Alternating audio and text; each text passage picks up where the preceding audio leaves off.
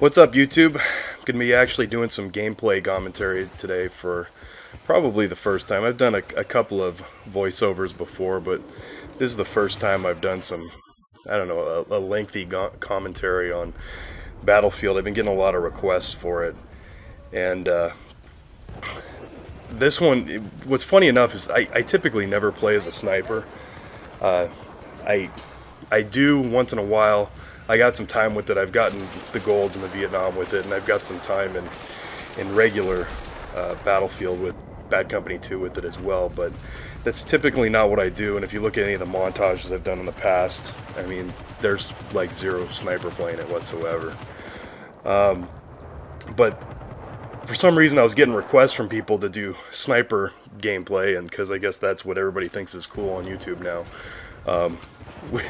Typically, it's like I said, it's not my favorite, but you know, if everybody wants to see it, I will do my half-ass sniping job for you. This particular game, like I said, I was really forced to play a sniper because their team was just camping all over Hill 137, and it's, you know, it's fun. It can be fun at times, but in hardcore, which is the mode we're playing in right now. In hardcore, it's a lot different than it is in regular core mode. I mean, in core mode, you got to get headshots. In hardcore mode, sniping is almost on easy. You hit anybody once with the MP40, man, that thing shoots mini pit bulls covered in bacon. I mean, it just blows people away in one shot, no matter where you hit them. So, I mean, if you're going to be a extra campy sniper, that's definitely the gun of choice. And you know, I know it irritates people that the M40 is so overpowered, but you know, you may as well use it because everybody else is gonna. I have played with the SVD and I played with the M21, and I actually liked both of them, but you can't play as a like stand back kind of sniper. You actually have to play right up on the enemy with those guns. I treat it just like I would like the M14 or the M1 Grand, and it was fine. I actually enjoyed it, getting gold on both of those. The SVD not as much as the M21, and most people will tell you the opposite there. They hated the M21. I thought it was great. Anyways, so this is all pretty much all M40 gameplay, and you know, like I said, I'm not a sniper, but so you're not going to see any super elite sniping action out of me. You know, I like to play objectives. I like to play up closer to what I'm defending if I am going to snipe. Typically, the only times I snipe in Vietnam is I really like sniping when I'm defending the Phu Bai base, and I like sniping once in a while when I'm attacking on vantage point. Other than that, usually not. So, kind of wanted to talk a little bit about, I guess, some of the tactics here. You know, there's a lot of people that complain that, you know, snipers for the most part are completely useless and they don't do anything. And you know, for the most part, I agree with that statement. Most snipers are pretty freaking useless. But that's not all snipers. There are a lot of snipers, and I'm only speaking for Rush. I will play Conquest. I do play it from time to time, but again, I usually stick to Rush. That's the game mode that I like. The guys in Conquest, though, as you see me walking up into an extra camp position here, yeah, take note of this if you want to camp. You blow a couple trees down with the M40, and the M40 is the only one that'll blow it down. I think I tried to do this with the M21 and the SVD, and I couldn't get the trees to break. But if you hit them with the M40, yeah, it's terrible. Oh, and yeah, this part here, this guy's gonna get done dirty. This is an example of how not to be a medic, by the way. If you guys are paying attention to this, this idiot. I felt bad for this kid when I was doing it to him, but I was laughing so hard that I really didn't care. Keeps getting picked up by a medic, and I keep blowing his head off. The medic pops his head out for a second, and revives this kid. And he's only like a level 5, I think. I saw at the end of the game, and I felt bad afterwards. I almost wanted to send him an invite. so he could get back at him or something. I don't know. But yeah, I just kept popping him in the head. His buddy would come over and revive him, and then I'd do it again. Finally, I think he ran off after like 3 or 4 times. But anyways, getting back to the sniper thing, and I'm speaking for Rush and not for Conquest. In Hardcore Rush, you know, there's really two snipers that I've seen. There's the sit back and camp snipers, which is a good example of what I'm doing right here. Really, the only reason I'm up here is because my squad mates are down there and they've got the other angles covered. So if they go down, I'm going to run down and defend or whatever. But typically, that's not what happens. Typically, what happens is you have a guy sitting in a bush in the back of the base, and they can be very useful for suppressing enemies. They can take out targets. If they're a smart sniper, they'll take out vehicles, they'll take out in place positions, and you know, they can be a very valuable asset to the team. In core mode, you can throw out sensors. You can throw out sensors in hardcore, but it's pretty much useless. You get 20 points if your buddy kills somebody, and that's pretty much the extent of how useful that is. I prefer to play objectives, but most people, for the most part, like these guys up on the hill, they're attacking. So all they're doing is giving me points. That's the only thing they're contributing to in the game. They're not going after the objective. They're not playing the objective. I mean, they're just wasting space on their team, and losing tickets is really all they're doing. And like I said, I'm not grouping all snipers in here because there are a lot of people that I know that are snipers that are good. You know, you got all the fancy quick scopers that run around and can play up close and personal. You know, I've tried that shit. I can't do it. Man, I can try and quick scope all day long, and it's not happening. I'd rather pull out the XM22 and let them have it at close range.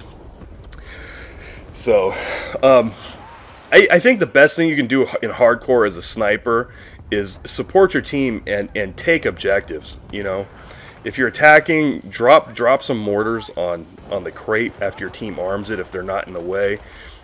Throw some dynamite on the tanks. I mean, that's why I play sniper when I'm defending Fubai Valley. You get just oodles and oodles of dynamite kills, or TNT, or whatever they're calling it in here. And it's great. And not to mention that you can see their helicopter from the base, and that's always easy kills. But as you can see here, they armed our crate, so I get down off my campy position and disarm the crate. This is something you actually almost never see snipers do, and somebody saved my ass right there. I think that happens multiple times when I'm disarming the crate in here. That was lag, by the way. If you slow that down, I shot that guy no scope. Blood came off his body. I looked at that like 5 times frame by frame afterwards. When I was first reviewing this video, I was pissed. Freaking frame rate dropped or something. But yeah, he had blood come off him. He got no scope 10 feet away with the M40, and it did not count. I was slightly bitter. But anyways, back to the story here. You really need to defend the objectives and attack the objectives of a sniper. And again, nobody's really doing that at all in Vietnam for the most part. If you run around, once in a while you'll come across somebody who's doing that, but there's such a huge influx of noobs playing Bad Company. And you know, I'm not saying I'm some vet or something and an elitist or whatever, but you know, there's a lot of people that are like under the rank of 10 that I've seen running around lately, which is, as far as I'm concerned, a noob. Oh great, yeah, I think this guy's gonna shoot me in the head when I go up here and arm it. I didn't see him. Or maybe that's another time. But this time I was actually lucky. I was playing with a couple of guys in my squad, and they were all going after. We were defending along. I mean, we ended up winning this game, but it was definitely a getting a run for our money when they started attacking. I think they had some guys spawn in who actually knew what they were doing and started flanking us and moving around.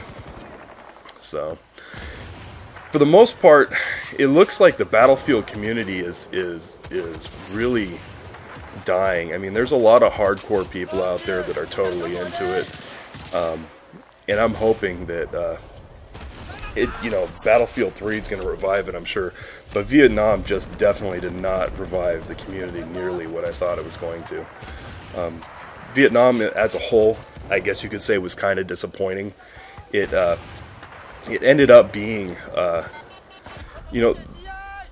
and let me preface that by saying that I liked Vietnam. I have enjoyed it. I've been playing the heck out of it. It wasn't what I was expecting, I guess you could say. There's a huge disconnect, I think, at DICE in between. If they would just go out and read the EA forums once in a while. I don't particularly like posting over at the EA forums because they'll ban your EA account if you piss them off, and chances are I'm going to say something stupid and get my EA account banned and then be screwed. But I go over there once in a while and I see what people are saying, and they're saying the same kind of thing that I see on the forums that I typically troll.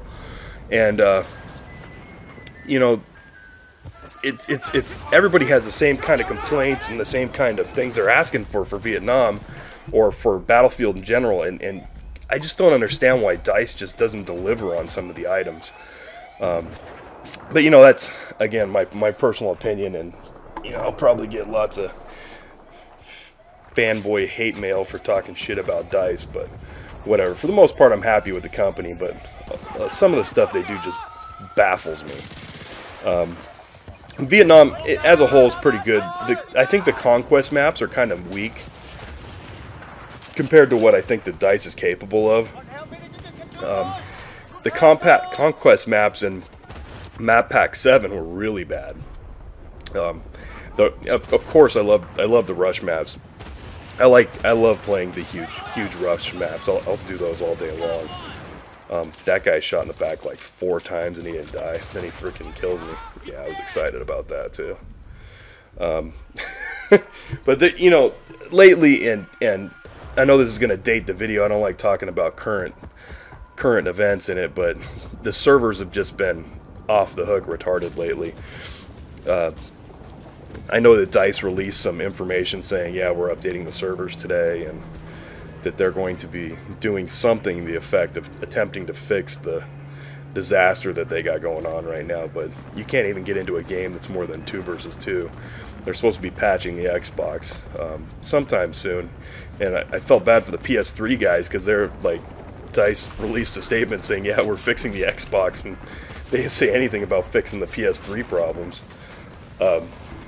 So it sucks to be a PS3 player this week. Anyways, on to the YouTube thing. I haven't really done a commentary since I broke 1 million views. I was actually really surprised and thankful. All my subscribers, I got like 1,100 subscribers now, which is way more than I ever expected to get on Xbox. I was really surprised, and got over 1 million views on my YouTube account, which is to me is crazy. I never ever expected to get anything remotely that high.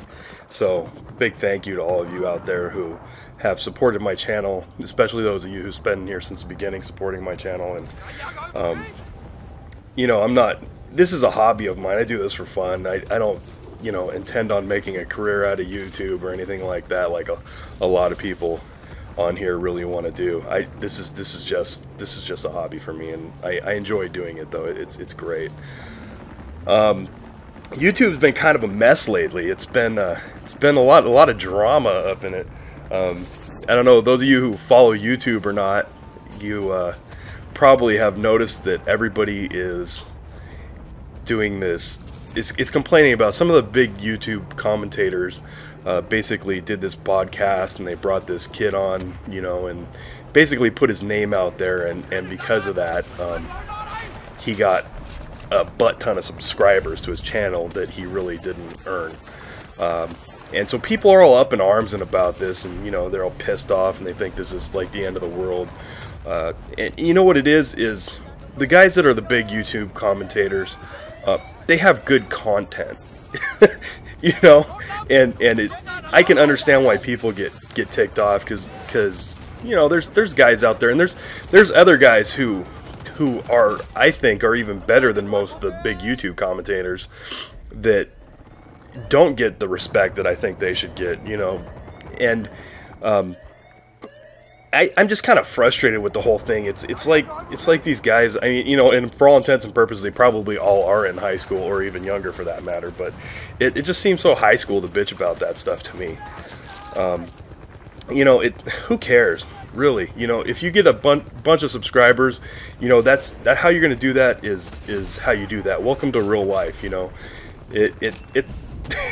You don't always get the job because you're the most qualified person. You get the job because you know somebody. That's just the way life works. So, you know, you want my opinion, get over it. It's really not that big of a deal. You know, all my subscribers that I have, I don't whore out for sub or anything like that.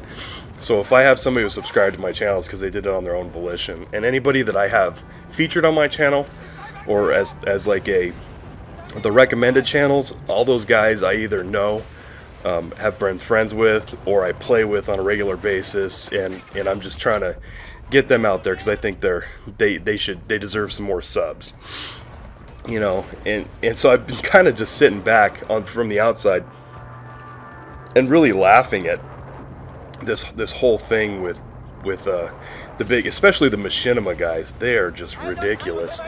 You know, and I don't think it's their intention. And like I said, that, you know, they put out quality content, and there's a reason. But you know, I don't think that I would ever be interested ever in something like a machinima, because those guys, to get all those subs, you have to play and do things a certain way. You've got to abide by too many codes and rules that Machinima has set forth, and you know, that's the way they choose to do business, and that's how they run their channels. And you know, more power to them. You know, that's their decision. It's their channel. Me personally, I'd rather do what I want to do with my own damn channel because it's my channel. You know, and it's like I said, it's been kind of funny that whole situation's been going on.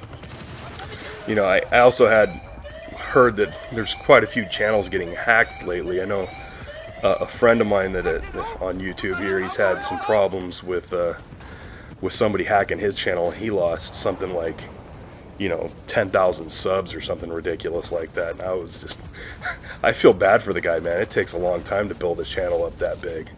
But he's got a lot of friends that they're in the YouTube community, and they've kind of rallied around and posted his videos up, and he's getting his stuff back, and so he'll come out on top through the whole thing. But it just goes to show you, don't let some idiot have your YouTube account. Don't get phished. Don't give out your password. Don't be stupid, basically. I don't know why I was camping in this spot, and I'm watching this video right now while I'm recording this. You know, put in here if you think I should do a live commentary. I know a lot of my subscribers have played with me before, or quite a few of you have. You know, and let me know if you think I should do a live commentary. Maybe I'll do one of I mean, all it's going to be is me raging because I'm getting frame rate drops and bullet lag, but it might be mildly amusing to some of you. I know I got a couple of friends that I wish I could just record when they're flipping out on YouTube about, or yeah, put them up on YouTube and flipping out about nothing. Well, that guy got stabbed in the face. You know, the whole thing with the lag lately, it's been better until the last couple weeks. You know, I stopped playing Battlefield for, I don't know, probably a couple months at one point in time because the lag was just so atrocious that I was just raging constantly, and I couldn't cope anymore. This is supposed to be relaxing and fun, and I was just getting pissed off every time I was playing because of all the shenanigans that go on with the bullet lag. You know, I'm more of an in-your-face type of player most of the time, as this does not illustrate, but like I said, this is an unusual video for me. But I'm usually up front, or I'm in a tank, or I'm doing arming crates. I like being up on the I'm an objective whore. I like being up in the middle, and that's why my KD sucks. But you know, the whole lag thing is just, it's coming back, and it's getting kind of frustrating. I'm hoping that DICE addresses it, and like I said, a few minutes ago, you know, they're supposed to be addressing this with the patch, and you know, I really hope to hell that they do. That would be great. So, well, anyways, I didn't do too bad as a campy sniper, but you know, it was still fun. Thanks everybody for watching, and don't forget to throw some comments on there on what you'd like to see in the future, and subscribe if you're not a subscriber yet. Thanks again for watching. If anything, they said that the numerous NVA tanks and soldiers stationed nearby are a far greater liability to the amount of food the populace has at their disposal.